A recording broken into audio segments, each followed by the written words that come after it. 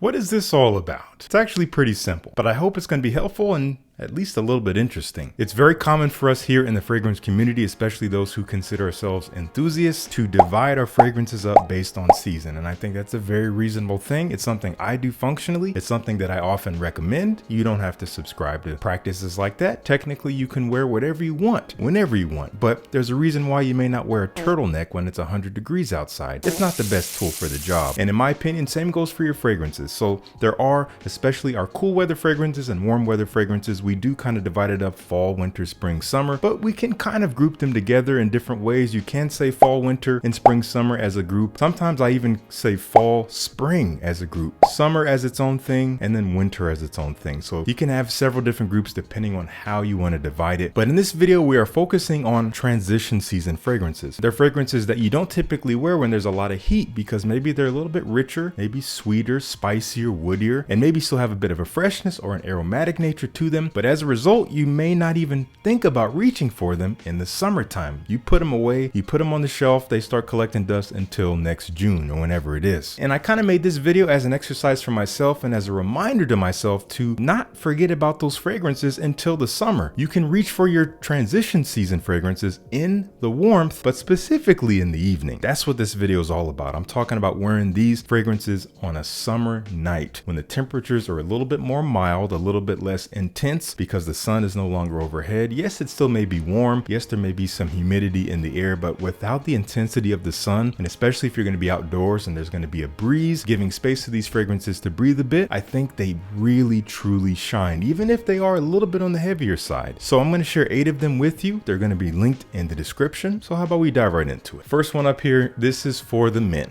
This is for the gentlemen, guys who want to have a classy vibe. Creed Royal Oud. Say what you will. I know Creed's name is often in the toilet these days for one reason or another, but if you really enjoy quality, if you enjoy something special to your fragrances, then I do think there's a lot of Creeds that will still speak to you even today, even as people claim that their prices keep going up, which they kind of do. But isn't the price of everything going up? As well as the quality going down. But I don't think it's the quality, I just think maybe it's the presence. But it really depends on the fragrance, and that's why you should try before you buy. So it shouldn't even be a problem or anything to complain about. But Royal Oud, I think, is one of those fragrances that no matter what the heck they do to this, unless they fill this bottle with Dasani water, I think it's worth checking out. It's such a special scent profile. It is primarily a dry, woody fragrance, not oud per se. I don't really get oud. I get a lot of cedarwood, peppery, dry, spicy, aromatic, maybe a little bit green and herbal, and a touch of a sweetness in there, almost like a fresh woody sweetness, not amber or vanilla or anything like that. It just smells so freaking classy. I love this stuff for especially the transition seasons, but man, on a summer night when I know I'm going to be dressed up a little bit more, I know I'll be outdoors and I want to have this kind of warm, woody, masculine vibe that is unlike anything else in the room, I reach for Royal Oud. Let me know what you think of it if you've tried it. Next up is from Varvatos. This is a staple on this channel. I don't talk about it as much these days as I used to, but I still have it. I'll still continue to touch on it here and there, and I do still wear it from time to time. This is vintage. Man, a lot of you guys know how legendary this fragrance is, at least to me. You may not feel the same way, and this is not a guarantee to say you're gonna love it. No video like this is ever that. It's just, hey, this is what I love. If you care about my taste, maybe try it too. That's just how this works. This is a beautiful blend of all the things I talked about. There is an aromatic nature here, maybe something almost clean soapy, lavender fougere-ish. Next to that is a little bit of a fruitiness, and there's a touch of a brightness here, but this is primarily a leathery, warm, sweet suede type of fragrance. It's all blended so well, it's really hard to dissect. It smells brown. Like, this bottle is the perfect representation of this fragrance. It's so smooth, it has a sexiness to it, but in a grown way, if you know what I mean. Not old, grown, mature, self-assured, confident, not overstated, doesn't yell, doesn't need to. Perfect for the evening in the summertime. That is Varvatos Vintage. This one is still relatively new to my collection, but I am so glad that I'm going to be able to give this some wear going into the warmer months. Per this criteria that I've described to you, I realized this fits it perfectly. This is going to be great for summer nights. From Acqua de Parma, it's Zafferano. Zafferano. I'm not Italian. As per the name, based on saffron. Warm, spicy, slightly leathery saffron. In this case, it's kind of fruity and bright. I think there's some citrus. There's a little bit of bite to it. Maybe some woodiness woodiness, some warmth as it dries. It smells kind of purple to me, kind of like purple, red, magenta. It's a little bit floral, but in this like spicy masculine way. It's just, I think it's kind of a captivating scent. Relatively simple, but there's something about it that just speaks to me. It just transports me to being on some fancy patio at sunset, and you're just sitting there enjoying the colors of the sky with friends on some plush furniture. Let me know if you've tried this one. That's Zafferano from Acqua de Parma. Another staple on my channel, I've talked about this a lot. I got it around the time it came out. I don't wear it a ton, but I'm glad that I found my way to this topic, because this is another one that I'm gonna get some more wear out of, more than I normally would, because I usually just save it for the fall and the spring. This is from Cartier. This is Pasha Parfum. Man, this is a warm, dense fragrance. It is woody. It's kind of boozy. There's this general like liquor vibe blended with some resins, sandalwood, but it still maintains this fresh-ish, clean fougere vibe of the original Pasha de Cartier Eau de Toilette. It's still in here. It still has this classic barbershop masculine feel. It's just maybe a little bit more bottom heavy with that density that it has. But again, in this scenario, perfect. Outside, breeze whipping around. It smells like a classy grown man. Let me know what you think of it. That's Pasha Parfum from Cartier. This is a weird one. This is one that not everyone's gonna love. In fact, I used to hate this until I came back around to it after my taste matured and realized, man, this is a masterpiece. From the house of Tom Ford,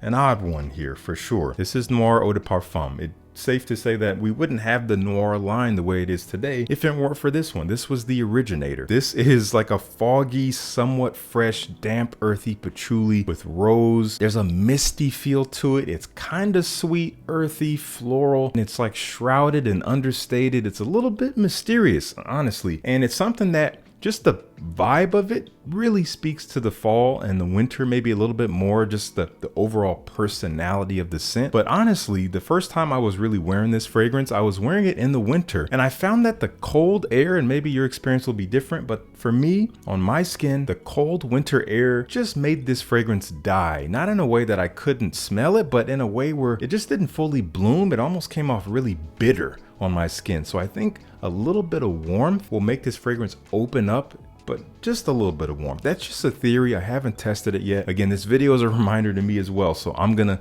try this out. I think though, based on the scent, based on what I know about it, I think it's gonna work really well for these milder summer evenings when you want to have a classy vibe that's a little bit more enigmatic. I don't know, I could be alone there. Let me know what you think of this one. Tom Ford Noir Eau de Parfum from Kilian. This fragrance fits this criteria perfectly. It's very woody and dry, but there's a freshness to it, almost like an icy fresh feel. There's a booziness here. There's a little bit of a fruitiness here. It's just too perfect for this. This is Apple Brandy on the rocks. One of my favorites from the house for sure. And it does have this fresh, crisp, juicy apple on top of this very dry woodiness, almost like oak barrel type of woodiness, but it just comes off classy because it is made quite fresh and a little cooling. I don't really get a ton of booziness here. I can't say it's a major presence, but it is in there. It does play a role, and I think it blends more with the woodiness, almost like booze at the bottom of a barrel filled with apples, so to speak, but it's still kind of fresh in a way. And I just think it has this easygoing vibe to it, but something that's just very attractive in the air. The woodiness, I think, makes it a little sexy. That is Apple Brandy on the rocks from Kilian. Check it out if you haven't. All right, the last couple here from Prada, a fragrance that did not impress me when I first tried it. I did a first impressions video on it, and I think you can go back and see, like, yeah, I wasn't moved, but I did like it, and I do like Prada in general. But the more I've worn it, I'm like, you know what?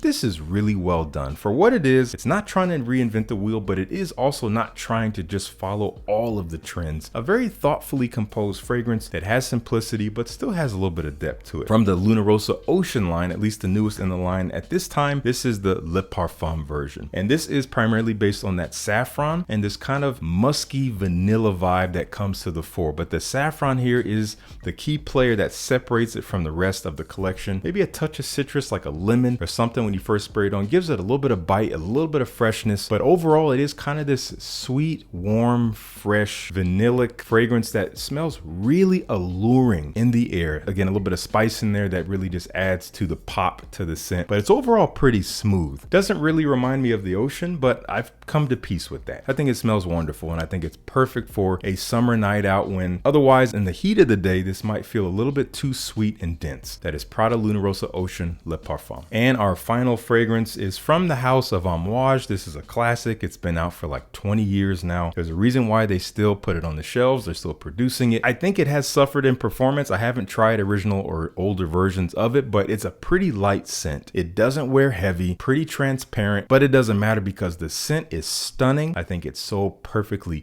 gentlemanly. It's not trying to be the biggest presence in the room. And I think because of its lightness, it's perfect for this scenario. It's Dia Man. Dia Man. This is a woody floral fragrance for men, almost a little powdery, sweet. There's a roundness to it. I think there's plum, there's peony, maybe some other florals, and there's a nice warm like cedar wood or some woodiness on the skin as it dries. It just smells like just a classic gentleman, a confident guy. You're only going to really smell him if you're getting closer to him, maybe giving him a hug or a handshake or something like that, and that's totally fine because it's just going to add to the presence. It just adds to your vibe in a way that does not make you feel like, man, I'm smelling a great fragrance. You just almost don't even smell it, at least not in the forefront of your consciousness. It just has that kind of vibe. It has this background confidence feel to it in its posh nature. Lovely for this scenario. It's brand new to my collection. Not a whole lot of juice missing. I've worn it once or twice. I will be continuing to wear it in this scenario now that I brought it to my attention. But let me know if you've tried Dia Man. Let me know if you've tried any of these fragrances. Once again, links in the description to check them out if you haven't. And I want to thank you so much for tuning in. Peace. I'll see you in the next one.